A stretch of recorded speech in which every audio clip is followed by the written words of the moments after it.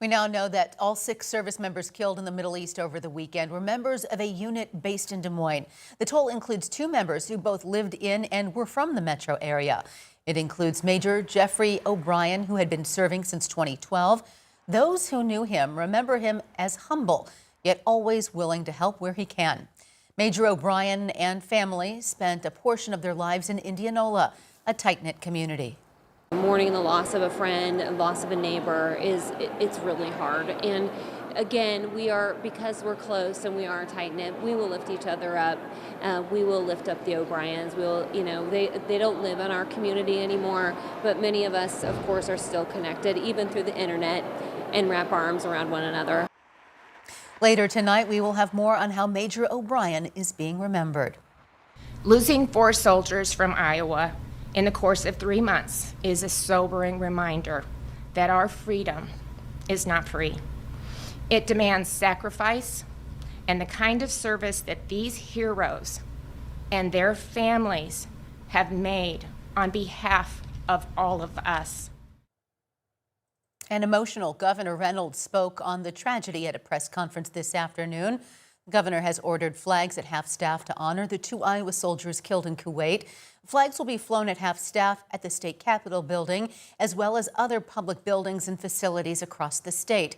And Representative Zach Nunn led a moment of silence on the House floor with the Iowa delegation and members from each of the districts who lost a service member.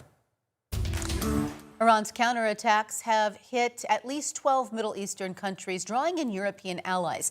The UK, France, Greece, and Spain are sending resources to Cyprus, with the EU vowing any military action would be defensive. Today, Iran's assault included targeting an Amazon data center in Bahrain and 2 Amazon facilities in the United Arab Emirates. The U.S.-Israeli strikes have hit 1,000 of its targets in Iran, the death toll rising to over 1,200 in Iran since Saturday, according to the state news agency. The Pentagon says it has destroyed at least 20 Iranian Navy vessels, including a warship sunk by a torpedo, killing all but 32 of the 180 sailors on board. Iran's foreign minister called the destruction of that ship an atrocity at sea, saying, quote, "The U.S. will come to bitterly regret precedent it has set." We are being attacked, so we have to fight back. We are not fighting any country of the region. We feel no hostility, no animosity toward any country of the region. Today, the U.S. State Department announced it has suspended all operations at the U.S. Embassy in Kuwait. And today, a member of Iran's government told an Iranian news agency it is in the final stages of selecting its next leader, to which President Trump demanded involvement in the process.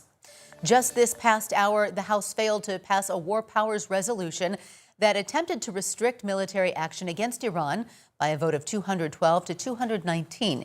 Yesterday, the Senate also failed to pass an alternate resolution, 47 to 53. Representative Ashley Hinson spoke with Local 5 earlier today on how she planned to vote. This after Congress was briefed by Secretary of State Rubio and others. We know the threat to Americans was and continues to be real. So in that vein, I will be voting no. President Trump, in my mind, I trust what he is doing here. He possesses the inherent constitutional authority as our commander-in-chief to protect our American personnel and the interests in the region, and to protect Americans here at home. The war with Iran continues to disrupt air travel and causing thousands of flights to be canceled. The U.S. State Department urged U.S. citizens to depart now from countries throughout the Middle East due to serious safety risks. But there is a limited number of flights out, which is why the Trump administration is working on options for charter, military, and expanded commercial flights. Though 20,000 Americans have returned to the U.S. from the Middle East, Americans in the region are being asked to call or register with the State Department for help. The war in Iran is already starting to impact how much we're paying at the gas pump, with AAA saying regular now averages $3.25 a gallon. The prices are climbing as the war restricts oil supplies. Economists say higher oil prices could eventually drive up costs of flying and shipping. Experts say just how much this affects the U.S. economy will depend on how long the conflict continues.